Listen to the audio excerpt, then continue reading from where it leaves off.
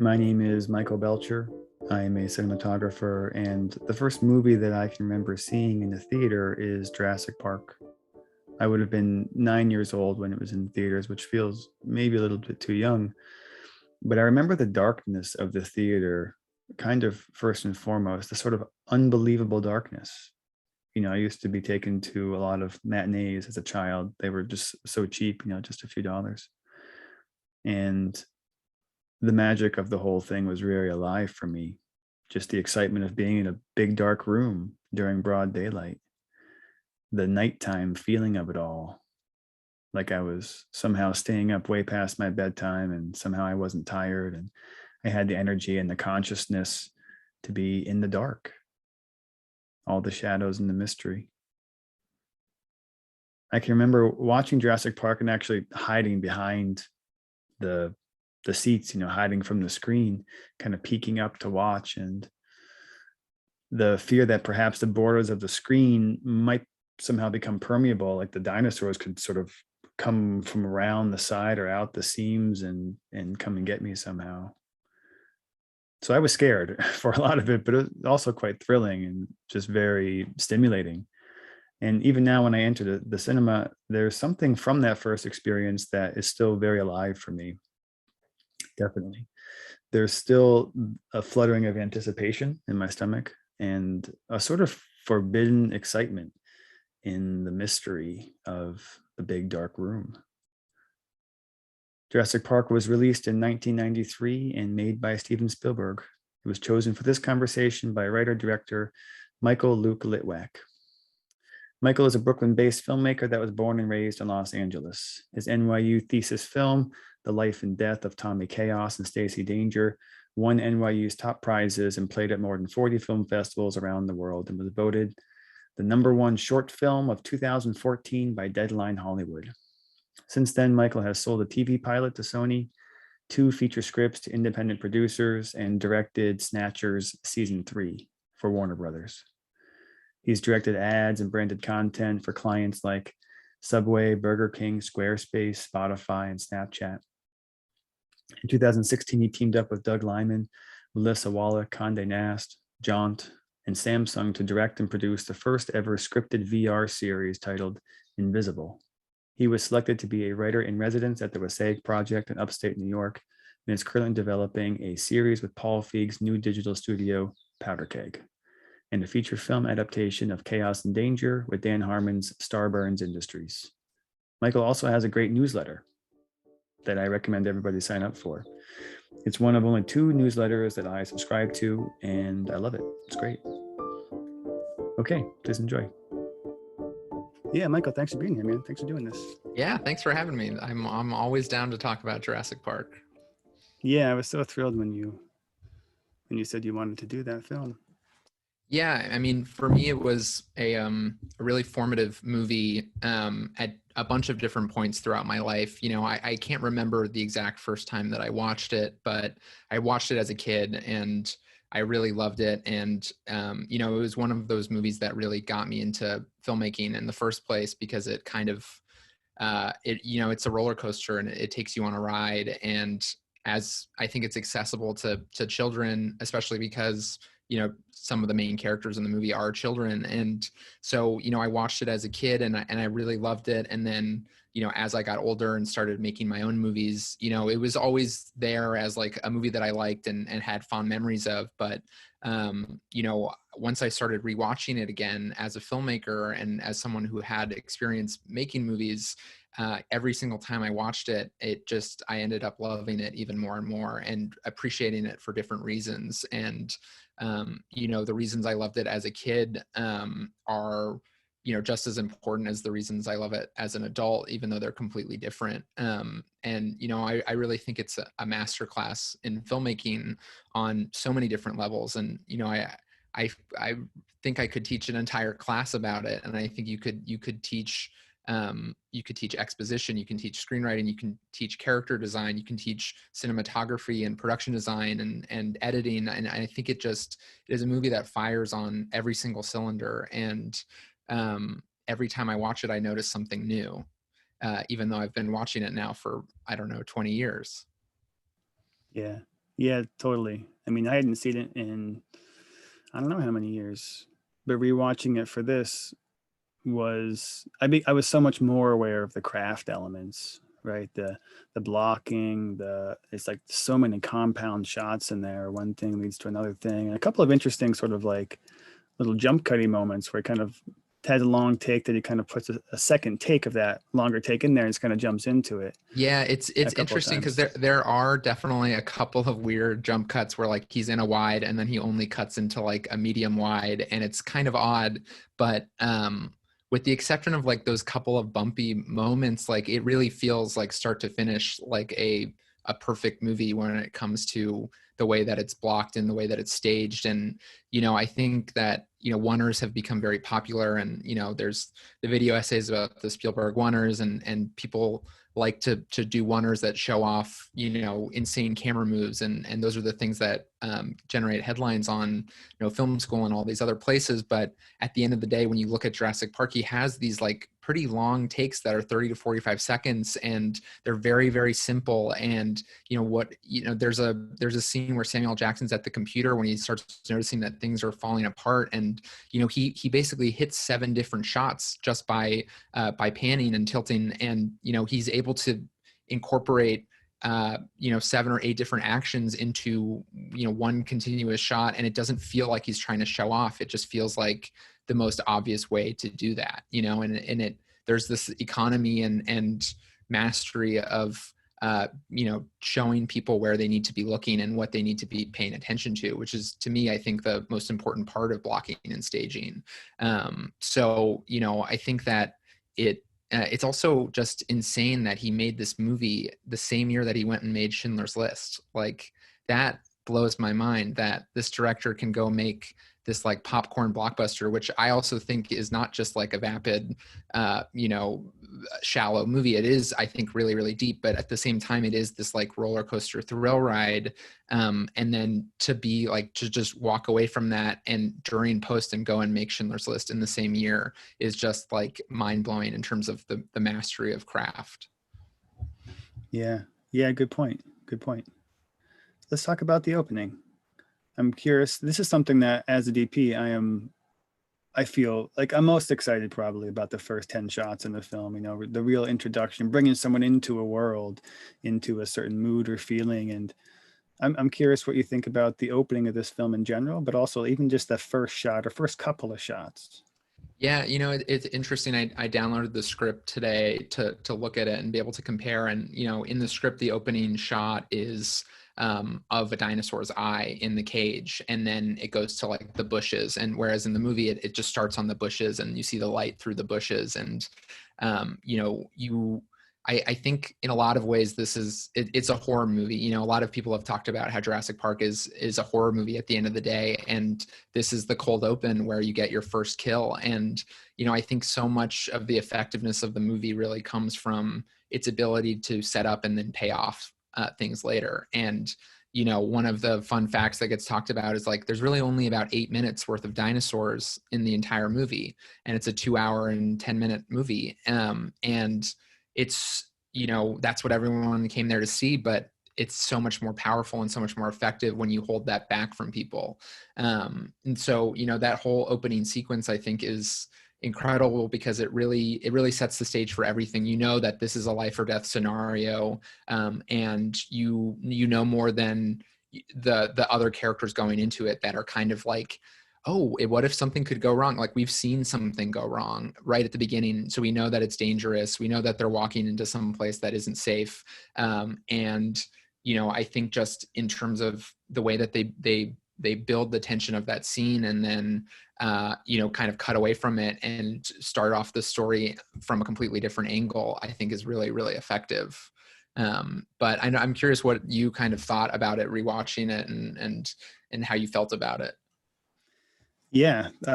Well, I think you point right at, I think, the most important quality that the opening has when you talk about the comparison between what we see in the final edit and what maybe you saw in the script, right? If you see a dinosaur's eye, you've kind of blown it already. You provided an answer for 4 questions. Yeah. And that's something that I'm always focused on as a DP, is how many questions can we create? How much work, how involved, how engaged can we get the audience to be right off the bat?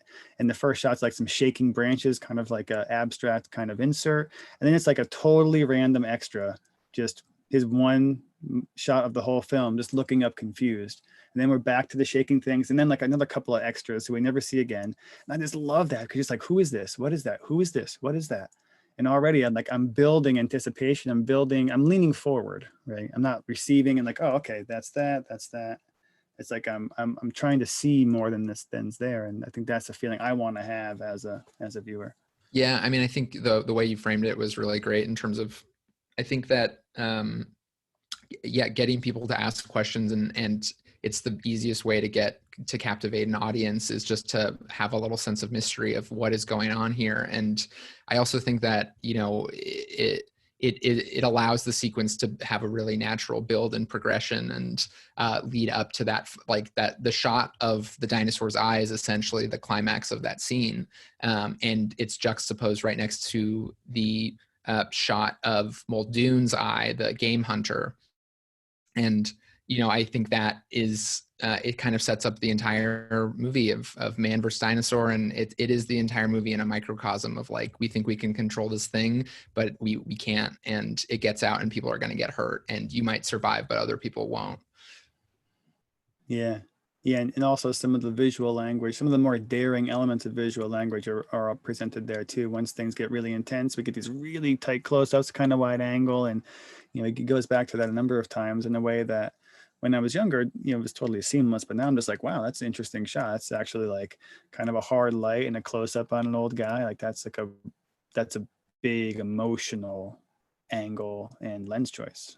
Yeah, totally. I mean, even just like you said, the close-ups, the way that he uses close-ups throughout the film, whether it's like introducing them, um, brushing the dust off the dinosaur pallets, or those close-ups of people screaming, of Muldoon screaming, or his eye at the beginning. I think that it does such a great job of, again, just telling your eye where to look and telling you what's important, and also just giving you a variety of shots. You know, I think like there's a tendency with less experienced filmmakers to be like, the whole movie is going to be wide shots, the whole movie is going to be oneers, the whole movie is going to be this, and like it's again like a kind of way to be splashy. But Spielberg will have these like really intense choreographed sequences, but then not be afraid to like cut away in the middle of them to something else, because that's what makes sense, and that's what will tell the story most effectively. Yeah. Yeah, I totally agree. There's something that he has um, really figured out in that way. I want to jump to the ending now, just as a counterpoint, and see how you feel about that. Them riding off into the distance. Yeah, I mean, um I like it. I mean, it's great because I think that the at a certain point the movie turns into a story of survival, and it said everything it needed to say, and it didn't try to overstay its welcome. You know, they survived, they accomplished their goal, which was to get out of there. And you see Grant with the children, and you see that he's a changed person, and that's kind of all you need to know. You don't need to have them argue about it more or talk about what's going to happen. I think it really just kind of stays in the present of like, we made it, we're alive, let's be grateful for that and worry about what's going to happen next some other time.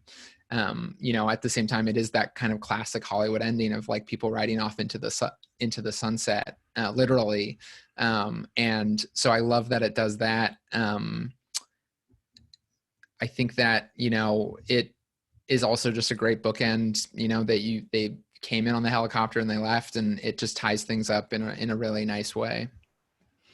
Yeah, it feels really classical, and it feels like it's one of many things that sort of, you know, give it a little bit of genre flavor. You know, it feels like it's sort of opening in a certain way, closing in a certain way, and we sort of know, you know, it's staying within the confines of some expectations.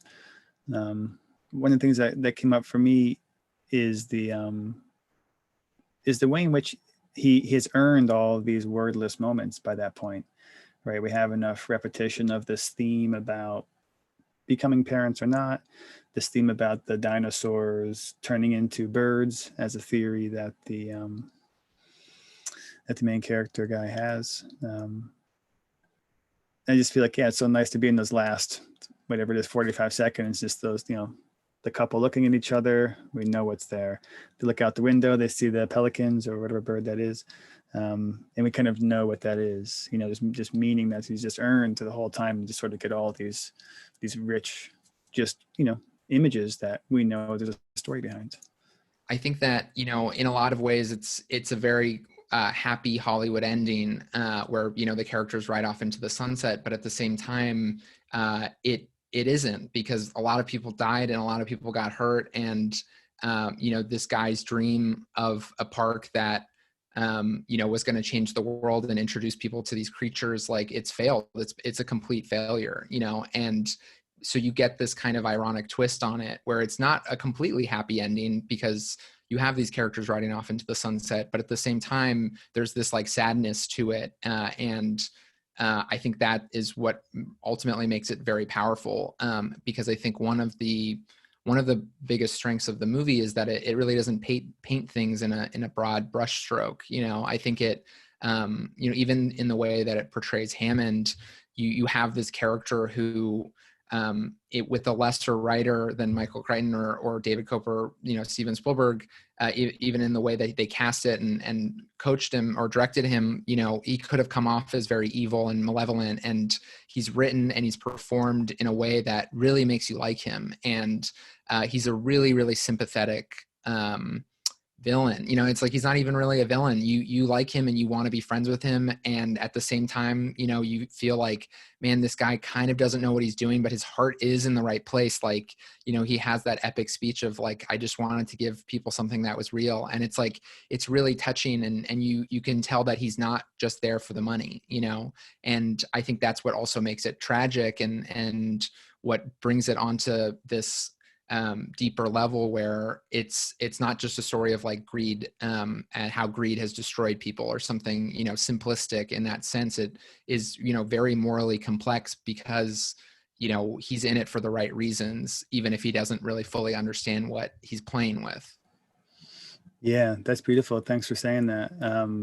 I love that quality, and it's great that you highlight it, because I wonder for you as a writer, if this is how you think about creating characters or having some sense of balance in characters. Because one thing that always raises a red flag for me is just the sort of black and white nature of good and bad, right? And so I think what you're pointing to here is a very human element of folly or mistake making, or intentions gone awry, and just the way in which we might rely on our community to help us write our course as we try to do good.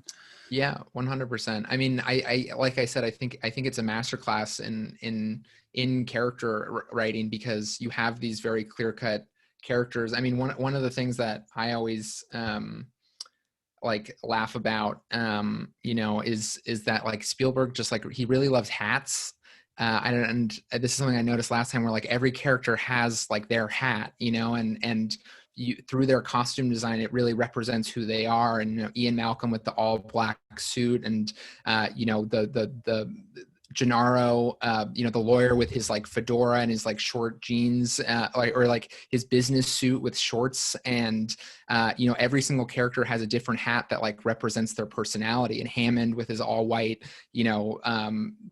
like baggy shirt and pants, looks like he's kind of like on vacation, but it's like, you can tell it's like very nice fabric. But so, he, on a surface level, like they fit these kind of like archetypes of like rock star. And essentially like Sam Neill's character is kind of this grumpy old guy, but at the same time, like the arc of his character is, he doesn't like kids at the beginning of the movie, and by the end of the movie, it likes children, and it's like, it's so simple, but at the same time, you could see a lesser writer, like in the opening of this movie, have him just be like, kids suck, I hate them, they're evil. But you clearly, even though you have this opening where he scares this child talking about the velociraptors, like as soon as they get to the island and he's walking alongside Hammond's grandchild, she slips and falls, and he picks her up. And it's just like such a great little moment of like, well, he's not a full asshole, like he's not a callous, sociopathic, mean person who just hates children all the time. He does care. And he's a caring person. And and they are very like, they aren't afraid to show shades of gray in people, and they don't fully villainize anyone really, with the exception of maybe the lawyer, but at the same time, like, they make him funny, and they make him the butt of some jokes, and there's this great reversal where he kind of is the villain you kind of think that he's going to be the antagonist of Hammond at the beginning, and then he ends up switching sides and becomes all for it, but for the completely wrong reasons. And again, and that just is able to demonstrate how he's different than Hammond. And I think when you're writing and when you're designing a cast, you want to design people that like bring out each other's qualities in one another, and kind of push the characters that push each other to either grow or at least confront their conflicts. And I think like every single character in this movie has a function, and none of them really feel superfluous. Yeah. Yeah, it's true. When you step back and look at it, you could totally just break this thing down in a super technical way and just sort of see all the pieces of the machine gearing up and gearing down, and pulley systems, everything kind of working, having a function, having a purpose to get us to a certain emotional place and a certain plot place. But then the experience of it is totally seamless, right? Like everything goes under the hood and the engine just roars. It's just amazing. Yeah, it really is. I mean, it goes kind of back to what I was saying, where like it doesn't feel showy in so many ways. It really feels like the priority is always to put you in the shoes of the people that are inside the story, and there's so many POV shots in the film, and it is all told from the perspective of the people in it. And I think that is, he chose not to do sweeping crane shots, and I think that is why it feels so immersive. Yeah. Let's talk about a detail here. Is there a detail in the film that comes to mind that you feel like you want to draw attention to? That line of dialogue, a shot, a piece of blocking? I mean, I have a couple things. The most famous one, and maybe I think this has been talked about a lot, is in the helicopter with the seatbelts. Do you know that one? Yeah. Yeah. I mean, where he ties it off instead of clipping in. Yeah. When he ties the seatbelts in there, and it's kind of this metaphor for life finds a way. I think that is like a brilliant detail. I don't think I noticed the first 10 times I saw the movie, and then someone pointed it out to me, and it blew my mind.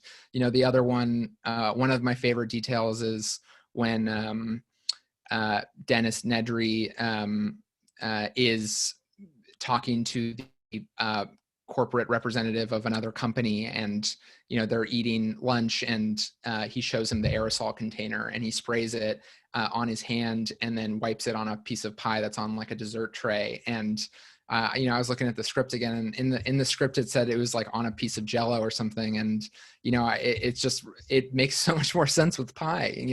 I think it is like, because it passes off as like whipped cream, and it's just such a simple thing of like, he's just that kind of asshole, and it represents who he is as a character.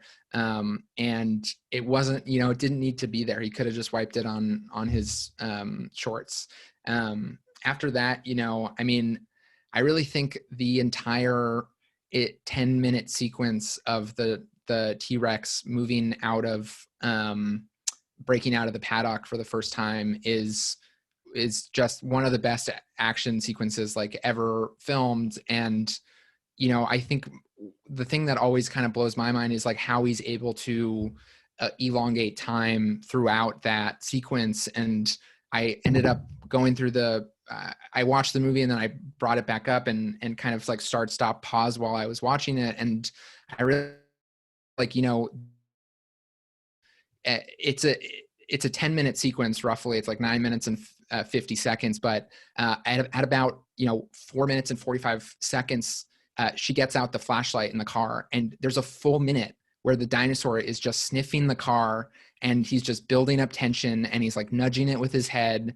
And it's just like the restraint that it required for them to be like, we're going to have this dinosaur, but we're not going to have it fully just like bust out and start fighting everybody and trying to kill everyone all at once, is incredible, And so there's a full minute of it sniffing, and then it finally starts to attack the car, but there's a full 45 seconds where Grant and Malcolm are just in the car watching, and it keeps on cutting back to them, and they're just sitting there, and it's like there are these children that are under attack and they're not doing anything, and it's one of those things that like logically like doesn't fully make sense, and like you would think that you'd be like, oh well, as soon as they're under attack, they're looking, trying to figure out what to do, but it works so well because you feel powerless, like, and you really are put in their shoes of watching these children be attacked, and you don't know what to do, and it feels so much almost more realistic because you're like, I don't know what you can do in that situation, and you know that they're not cowards,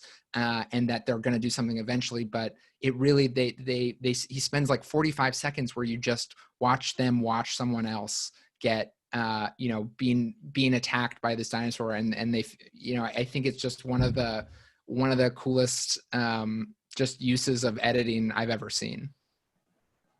Yeah.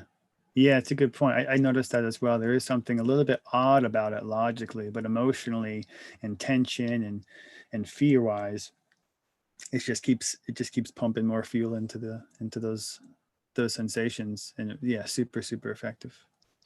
Yeah, I mean, the other fun thing that I realized when I was reading the script was, Gennaro, the lawyer, in the script, he's not on the toilet when he gets eaten. And that's one of the other things that I love about this movie is that there's a ton of jokes. Like there's so many comedic moments. I mean, even with when Nedry is like running away from the dinosaur that eventually kills him, like he bonks his head into like into the car, and like slapstick falls down the hillside, and like there are all of these like really silly moments in there on top of like really legitimately terrifying moments. And I think it's, again, just he has this range of in one second he's doing Charlie Chaplin, like sticking your head around a tree, silent comedy, like vaudeville act, and then can switch into like terrifying stalking sequence.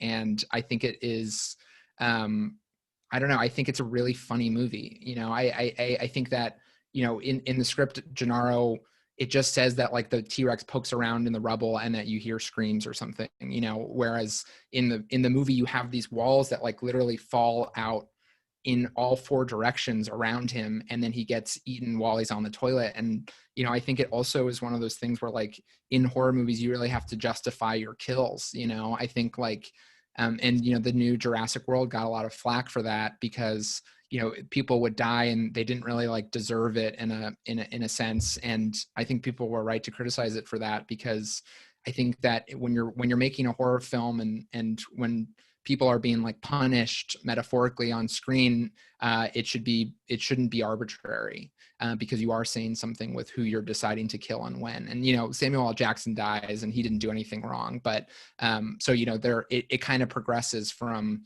the less, he's one of the few innocents that die, other than the construction workers at the beginning. But I think that is something that's important that people need to think about when they're making their movies too. Yeah, thank you for that. Let's talk about influence. I'm curious how this film has changed you as a person or a filmmaker. Things you feel like this is supporting or subverting in the way you live, the way you create. Where do you see its fingerprints? I see it everywhere, man. I mean, I really think that this is one of my most influential movies for me in terms of, I think that once you start taking film seriously and you start making movies, and I think there can be a hunger as a young person to be like, well, I don't want to just make entertainment. I want to make something that is better than, Hollywood crap and blah, blah, blah, blah, blah. And it can be very easy to become pretentious about being better than entertainment. And I think that, this is an example of a movie that is so entertaining and such a thrill ride and so much fun, but at the same time does actually have a lot of really deep things to say, and has these deeper themes, and is willing to have this giant blockbuster movie that completely slows down in the middle of it. And then, you have this scene with Laura Dern and Hammond where he's eating this ice cream that's melting, and because the power went out. And I think that's like one of my favorite scenes in the entire movie, because you see that even after everything has gone to shit, he's there and he's like, next time it'll be better, next time it'll be better. And it's like, it's so tragic, but the movie has such affection for him. And and Laura Dern just comes out and says it, like, control is an illusion. That's the folly of man. Like, we can't avoid nature. And like that, that you don't see that type of deep writing in a lot of things. So, I think it, like I said, it's a movie that I've come back to over and over again over the years, because it hits on so many different levels, and has always been a reminder to me that you can have your cake and eat it too. It doesn't have to be all one or the other. And you can kind of slip in some really bold social commentary, while also having a lot of fun being chased by dinosaurs. Yeah. Yeah, beautiful. And it is, pretty much exactly how I think about your work, in terms Oh, of it thank you. being, placed in a genre, but having a totally emotional core that, will get to deeper themes of friendship or love, or just general human vulnerability, on top of, spaceships and things that might feel so far flung. Yeah, definitely. I mean, I have a lot of nostalgia for the movie, and it really feels like it really just I think it suffers a little bit from the Scarface problem, where people watch Scarface, and the whole first half is like about how awesome it is to be a drug dealer, and then the whole second half is about how how all of that falls apart, and how you'll end up dead and alone. But then they're like, wow, the first half of that movie was great, I want to go become a drug dealer. And I think that when anyone comes out of Jurassic Park, they're not like, well, guess we shouldn't do genetic engineering. They're like, I want to go make some dinosaurs, man. Like, so it's arguable like how effective it was at warning people against genetic messing with genetics. But I think it is very clear about what it's saying in the movie. It very much spells it out for you. But I wonder about that, because I also think it's funny to kind of see how the franchise has become this giant corporate monolith that it's kind of satirizing in the first movie. But yeah. Oh, that's really interesting. I hadn't thought about that, but that kind of rings true. I'm wondering, is there anything about Jurassic Park that you would change? No, not really. I mean, like you said, there was a couple of those weird wide shots where it felt like they were cutting into another take. But like, who cares? It doesn't matter. Other than that, I think it's basically a perfect movie. Yeah, I wouldn't change a frame. Nice. Now a bigger question about cinema in general. Do you think that cinema as a medium, is best employed in a certain way or with a certain intention? And if so, how do you think this film fits into your framework? I think that I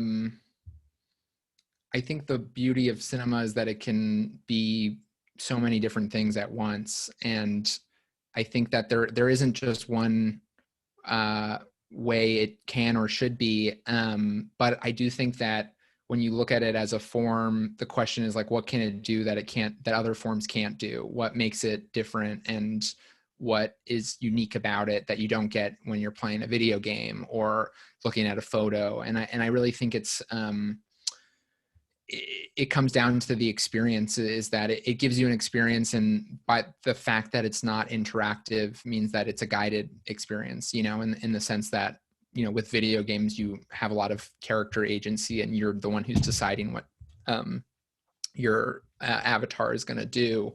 And so, I think that the best cinematic experiences, whether they're Moonlight or whether they're Jurassic Park, are movies that really give you an insight into an experience and make you feel what it would be like to either go through something that's completely foreign, or be someplace, or be someone that you would never have thought what it would be like to be them. So I think it has the ability to put you in other people's shoes. And I think that this movie just does that on such a visceral level, and is able to transport you and really make you believe that you're going through these things with these people. I think that it's so rare to find that in any movie, because it's just so hard to make a movie in general. But I think that it's a movie that will hopefully make you question things about science fiction and the future, and at the same time just really connects on like almost a sports movie survival level of just pure action and adrenaline, and trying to give people that roller coaster experience. Yeah. What came to mind as you were saying that is something a little bit tangential, just the way that people often say that artists will often work on the same theme over and over again for perhaps their whole life. And I wonder if you feel like there's a theme in here that maybe runs through Spielberg's work. And I wonder if for you feel like in your work you have, themes that feel like they're just coming up repeatedly for you. Yeah, it's a good question. I think that Spielberg, I think he really traffics in like awe, in just, I think he has a childlike wonder and awe of the world and of things around him, and he applies that lens in a lot of different ways. But it's a very kind of optimistic view of things, and I think like you can see it in Jurassic Park as well as a lot of other movies. But like there's so many shots in his movies of characters just being in awe of things and looking off screen and being just completely blown away by stuff, and like I call it the Spielberg wonder push, where like a character is like looking off screen and the camera just like pushes in on them, and it again creates that question of like, what are they looking at, what are they reacting to, and it is so much more powerful than if you just like shown the thing and then cut to someone reacting to it. So I think his work, it's interesting because he isn't a writer. I think it is a little bit maybe harder to decode with him than it would be for someone else who writes all their own stuff. But I do think the projects that he's attracted to are often about feeling that sense of wonder, and are, even if it's just a matter of like being in awe of like the goodness of people, or even in something like Lincoln, I think he was like in awe of Lincoln and really looked up to this leader. And I think that's the thing that comes through and kind of connects so much of his work. When it comes to my work, I guess, I think I'm very attracted to like stories of disillusionment and I guess growth. I don't know if that's too vague of a term, but I think that a lot of my work kind of focuses on how things aren't black and white, and how life is complex, and that there aren't simple answers to things. But that there's lots of value and joy to be found in other people and relationships. And I think that, part of that comes with being idealistic and then being disappointed by how things aren't the way you wish they were, but then kind of learning to grow from them. So that's kind of the theme that I realize that I keep on coming back to. But, I think that's also why it's good to work with other writers, because I do agree that and people will end up telling kind of the same movie over and over again. So hopefully I won't end up there. Yeah, and I mean, I don't see it as an obstacle actually. I don't mind that quality in somebody because I feel like as long as it still feels like people are genuinely mining into a space they don't totally understand, kind of stretching into it, Yeah. then I'm on board. As long as I respect their craft and their intentions. Yeah, I'm okay with that. One thing you mentioned there that I wanted to ask you about is, yeah, just this difference between being the writer and director versus just being the director. For you, how does that change things, and how do you think about projects in those two contexts? Um, well, so much of what I do is constrained by my resources, and I think that um, when you are a writer director, you have the authority to kind of write based around what you know is possible. And I think I can't really imagine not having that control and not being able to change things in order to make them possible or shootable or filmable, and I think that's one of the reasons I really like going and looking at scripts and seeing how they changed from the script to the screen, and seeing these details it's impossible to know if Spielberg is the one who added them or if, his assistant came up with the idea, or, but at the end of the day, like, he's got a pretty good batting average. So I'll just assume that it's him if it wasn't in the script. But, I think that it's interesting because I feel like I'll do passes at script where I'm just thinking about it on a dialogue level, or I'm just thinking about it on a structural level, or just thinking about it on a, like, what's the objective of this scene level. And then often once I switch to director mode, I will think about a script. And once I start shot listing it in my head or with a DP, I'll realize that, like, what, actually there isn't enough of a turn in this scene. And actually, these two characters are just sitting here and one of them needs to get up and do something, but that needs to be motivated. And so therefore, actually we're going to, this scene, the action of this scene, they're not going to be sitting at the table. They're going to be cleaning this thing, like, and that will inform, the rewrite. And so I think that for me, they're extremely connected. And I'd love to be able to work with I'd love to be able to find a writer to work with, but I think I'm also, like, extremely picky, and the amount of time and energy it takes to write a script is, like, insane. And I don't think that the economics of, like, being a screenwriter are very friendly to the amount of rewrites it actually takes in order to make a movie. And we're going to hopefully be shooting my first feature next year, and I've been working on that script for 5 years. And I, like, if I haven't been getting paid for it, I'm happy to do it. But it's like, if I were to work with someone else, that's so much time to ask of someone to then also only get, like, a co-writer credit. So I really, really respect other writers, and I also really would love to adapt to other people's stories in terms of, like, doing something like Michael Crichton, if I could get my hands on a book like that, because writing is torture, and it sucks, and it's really painful and miserable, and lots of fun too sometimes. But in general, I have more fun making the movie than I do writing it.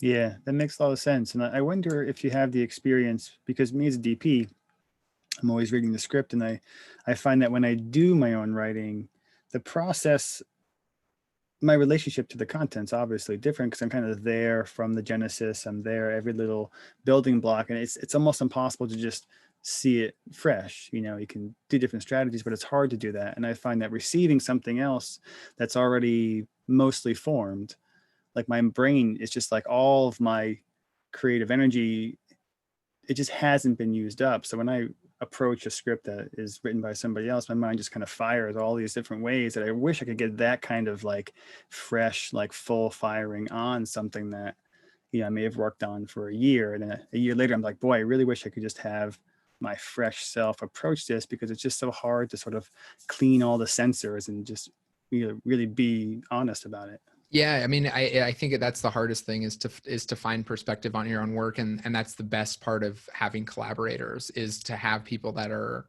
so skilled and experienced, and be able to have them take a look at your movie and very politely and politically tell you that this thing needs to change because it needs to get better. I think that's one of the joys of working with other people is that they are able to provide that perspective for you.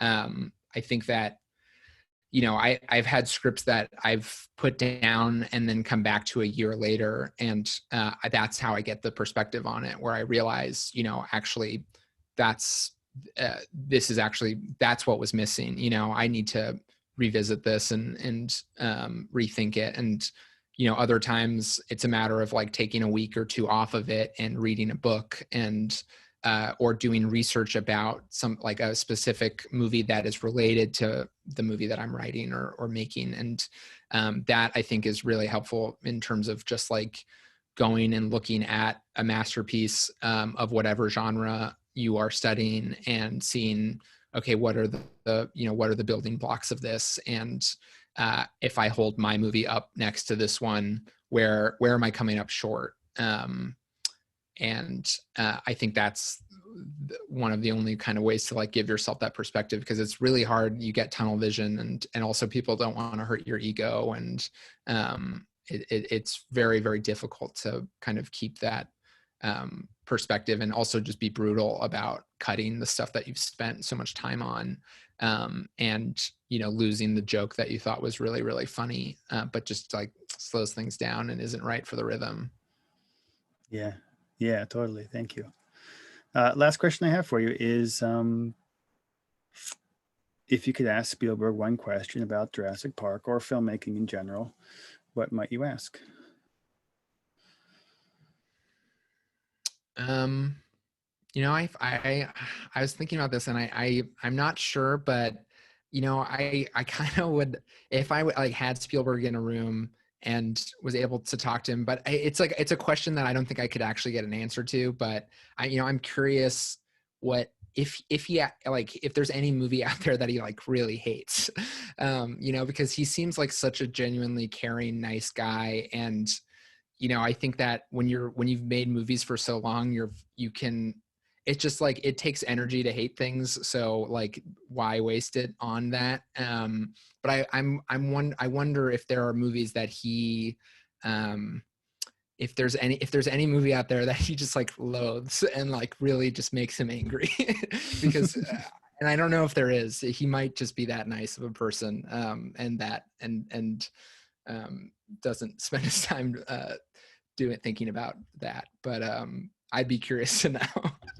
Yeah, it's a good question. And it's interesting what you say about the energy it takes to be negative about something. That's something that I've reflected on a lot during this quarantine time, is just something that's kind of brought to my attention is just the idea of, how, where your power is coming from or how you're routing it, because there's this sort of compassionate, sort of loving force that we can generate. And we can also generate a force that's around aggression, or hostility, violence, anger, right? Rage. Yeah. And you kind of have those kind of the light and the dark a little bit.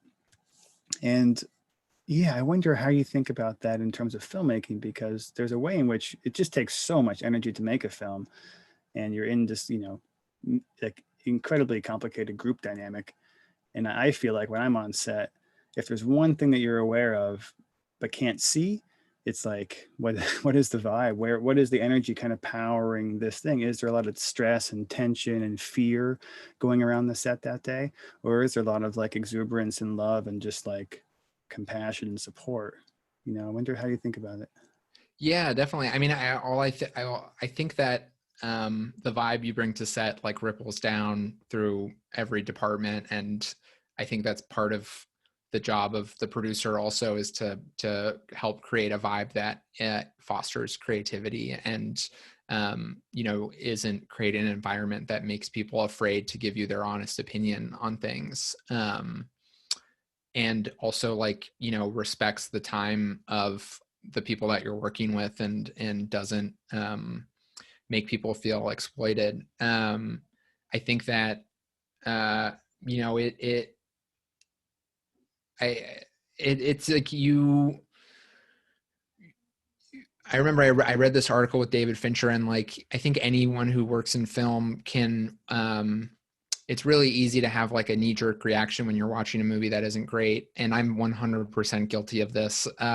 So I'm not better than it, but you know, when you're watching a movie of being like, okay, that shot's off. And I read this interview with David Fincher, or it was Brad Pitt talking about what it's like to watch a movie with Fincher and how torturous it is, because all he does is point out every single flaw. And it's like, well, yeah, he's just so literate that, you know, he can see all of the flaws in any sequence. And I think when you work in film, you have that to a certain degree of like, you're watching a movie and, you know, you realize that like that shit was ADR, like that, you know, that was definitely done in post. And like, it's kind of, it can be fun, but I think it can also just come from a place of like jealousy and bitterness of like, well, I could have done that better. And I could have, you know, if my shit hadn't fallen apart, then like I would be out there and making something right now, and I would have done a way better job. But I think it's just, the more experience you get, the more situations you've gone through where you had a perfect plan and you planned it out great and it was going to be incredible, and then